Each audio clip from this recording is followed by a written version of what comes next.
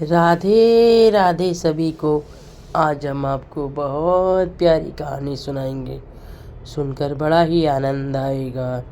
एक गुरु के बहुत सारे शिष्य थे। एक शिष्य ने को उन्होंने गुरु दक्षिणा दी और वो निपुण हो गया। तो वो गुरुजी से बोला, गुरुजी मुझे भगवत प्राप्त कैसे होंगी। गुरुजी ने कहा कि आप यमुना जी के पास जाइए और तपस्या कीजिए। वहाँ पर श्री श्यामजू और राधा रानी के दर्शन होंगे आपको। वो गुरुजी की बात मानकर यमुना जी के तट पर गया और ध्यान मग्न होकर बैठ गया और मन में विचार करने लगा और ध्यान में इतना खो गया कि उसे थोड़ी देर बाद यमुना जी पर किसी के आने की आहट सुनाई दी। वो आंखें बंद करते देखता रहा। थोड़ी देर में देखा उसने कि श्यामजू दोनों आए हैं और यमुना जी के पास टहल रहे हैं और मनोविनोद कर रहे हैं, रासलीला कर रहे हैं। उसे देखकर उसका मन बहुत खुश हो गया।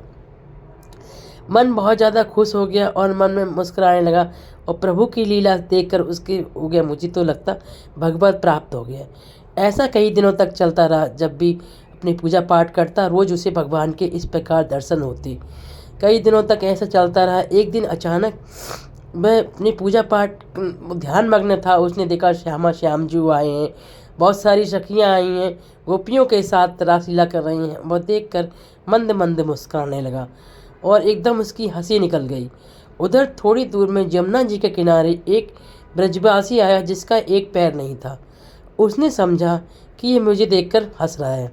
वह कुछ नहीं बोला और उसे बोला, ये कैसा संत आदमी है जो मेरे इस शरीर को देखकर हंस रहा है, और कहकर वहाँ से चला गया।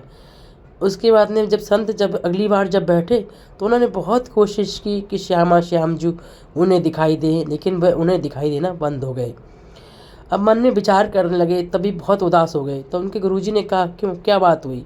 बोले, गुरुजी क्या बताऊं, मुझे रोज़ यमुना जी के किनारे जाता था। मुझे श्री श्याम जी के दर्शन होते थे, बड़ी अच्छी लीलाएं करते थे, देखने को मन करता था। लेकिन पता नहीं क्या भगवान मुझसे श्यामा जी मुझसे रुष्ट हो गए हैं। पता नहीं मेरी क्या गलती हो गई है, अब मुझे दर्शन नहीं दे रहे हैं। गुरुजी ने कहा, तुमसे कोई गलती हुई थी। कहा, नहीं श्याम, मुझसे तो कोई गलती नहीं हुई। मैं तो रोज़ की तरह जाता हूँ, आँख बंद करके ध्यान मग्न होकर उन्हें देखने की कोशिश करता हूँ, लेकिन अब दिखाई नहीं देते। तभी बोला, हाँ गुरुजी, एक दिन मैं जब उनके ध्यान मग्न था तभी मेरी थोड़ी सी हंसी निकल गई थी। जब मेरी आँख खुली तो सामने एक ब्रजवासी था जिसका एक पैर नहीं था। गुरुजी बोले, हाँ बस यही तुम्हारी गलती है, तुम्हें पता नहीं चली। वो ब्रजवासी ने समझा कि तुम उसे देखकर हंसे हो, इस कारण श्यामजू नाराज हो गए। अगर कोई ब्रजवासी की मन में इस तरह विचार आया कि उन्हें देखकर आपने परिहास किया है, इस कारण श्यामजू नहीं आ रहे हैं। तो उन्होंने कहा, गुरुजी, अब रोने लगे। गुरुजी बताओ अब मैं क्या करूं, मैं इस पाप से कैसे निवृत्त हूं, जो तो पाप मैंने किया ही नहीं है। तो गुरुजी ने कहा, आप चिंता मत करिए, आप जाइए वृंदावन की परिक्रमा मार्ग पर जो भी ब्रजवासी मिले सबसे क्षमा याचना कीजिए, और उनके आशीर्वाद से अगर आप ब्रजवासियों को क्षमा याचना करेंगे तो श्यामजू प्रसन्न हो जाएंगे और आपको पुनः दर्शन देंगे। अब वो गए अपने और ब्रज परिक्रमा मार्ग पर खड़े होकर जो भी जाता उससे हाथ जोड़कर क्षमा मांगते, विनती करते, अगर मुझसे कोई भूल हो गई हो किसी ब्रजवासी के साथ में तो मुझे क्षमा कर देना। इस प्रकार जब वो 8 दिन लगातार करती रही, जब 8 दिन हो गए, फिर उनके गुरुजी ने कहा कि आप जाओ यमुना जी के तट पर, देखो साथ श्याम जी तुम्हें दर्शन देंगे। जब वो यमुना जी के 8 दिन बाद यमुना जी के घाट पे गए तो वहाँ पर श्यामजू ने फिर से दर्शन दिए।